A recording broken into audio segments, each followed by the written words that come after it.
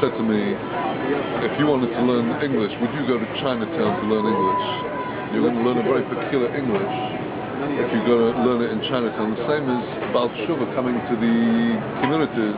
Our communities are, unfortunately, we have to admit, stricken with illness. And I'm talking about social, societal illness. Our communities, instead of galus, they are racked with problems, racked with issues. There is no normal, really thriving Torah community except in very limited cases. And particularly if a person is already messed up and they come into one of the communities, they're very liable to either get messed up more or encounter stuff that's going to aggravate in some other way the issues. And today, I mean, Shlomo HaMelech can rightly say that the Torah is the healing to all of the body, but when it comes to it today in practice, we're in Chinatown, and one guy is convinced that only the Mashiachstic pathway is possible, somebody else is only Nana, somebody else is only brisk, or only, you know, only a strimal, only this. It's all crazy. And God has made this intentionally and deliberately. But because our communities are so dysfunctional, you cannot just say, well, he'll be okay if he just sits with the Torah. Right. It can drive people mashugga. A guy comes into a yeshiva he's already dysfunctional, and he sees that he wants to go to the Lithuanian derech, and he's stuckling or stagging away all day, all night. He burns out in 6 months, and 6 months later, he's going with a non-Jewish girlfriend and getting married. Or he's in a hospital. That's right. We need so much, we need a million shlomos today. It's like we need rabbis everywhere and malachim everywhere to give that guiding, that friendly touch, and that to be able to listen and to empathize and to give the right eitzah. So we need a school for rabbis. I mean, there is one, I believe, but I don't know how much. And with Abbas Yisrael. Abbas Yisrael, why? There's the expression of Abbas Yisrael, that's what it is. The views that are taking place in your first view now is a philosophy. No good like GSV.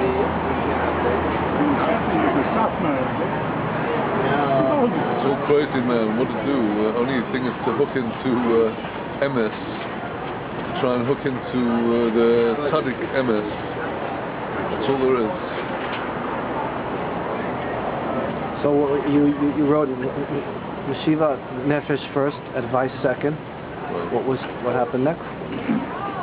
Then came. How am I doing? Azamra. Okay, Azamra was amazing. Then came the Tikkun HaKloli. You did the small one, that was you? Small black one? The small one and the large one. Right, and the large. Right. I lived with that still living with that. Then came Sohar. Wow. Then came Aye. Wow, great stuff. Then came Tzaddik. That was a big job. Tzaddik was amazing. That's a Chai Moharan in English. Is that like shortened or took a lot of stuff out to make it readable, or? No, that was the entire work as we have it. And you'll be talking tonight a bit about what was printed. That's the whole thing. Inside. There was actually a little more that was printed in Hebrew because we had access to the manuscript that I'm going to be talking about tonight. What does that mean, manuscript? Well, the manuscript contained the Megillat Starim, but it also contained excerpts from Chaim Moran that had been cut out by the Breslovers, and they'd never been printed. They'd been only typewritten,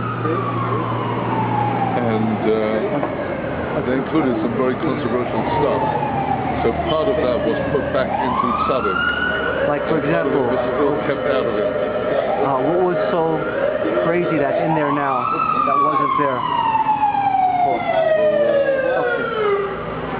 Rather than hiring, say, as far as I remember, I didn't actually do the bits that were in the manuscript. Somebody else did that. I didn't ever see the manuscript with my own eyes.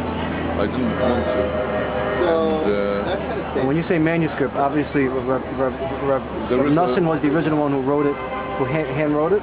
There is a work that is called, in the terminology of the Breslov Research Institute, in a book called Until the Mashiach. Right. It's referred to as the manuscript. The manuscript is a term for the collection of papers that I'm going to be talking about tonight, which include the Megillat Starim. So that manuscript also included the excised sections from the Chayei Moharan. There were some things that were seen to be too far out to put in. For example, What really happened? Well, I don't mind talking about this. This is running okay. For example, you're leaving in 2 days. I got to get everything I can.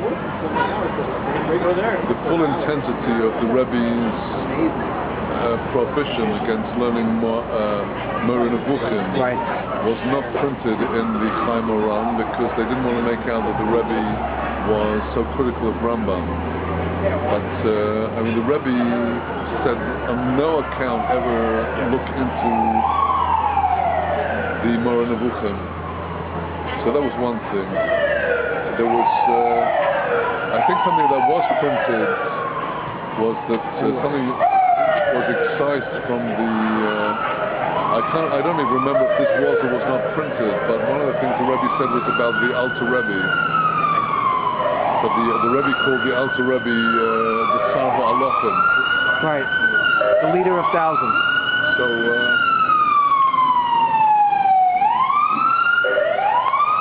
this is supposed to be like the upper class west side, like this non-stop noise. anybody who understands what it means for the Rebbe to call the Alter Rebbe the Sar HaAlofim. What does that mean? Does that mean something good, or is it demeaning, or is it?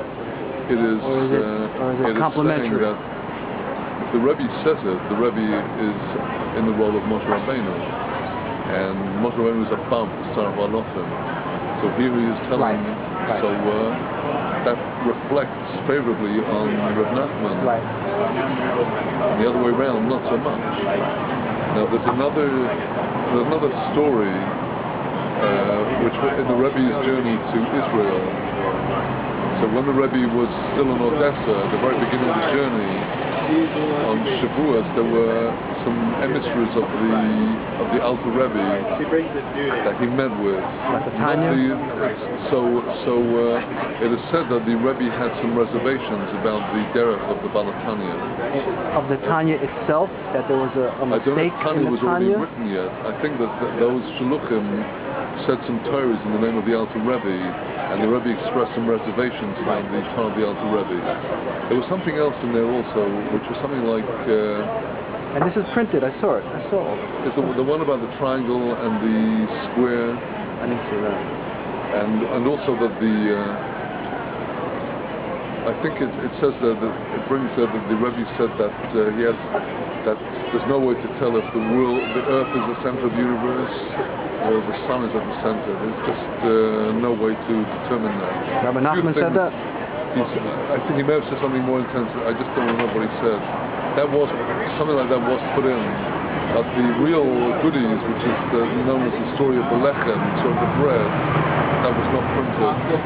The Rebbe himself said not to print the story, or not to publish the story. And certain things about the machlokes between the Rebbe and the Shpola Zayda were not put into Tzaddik, because the Shpola Zayda is still favored by some people. I mean, it's still seen as a big tzaddik, and it would seem to be too controversial to put it in.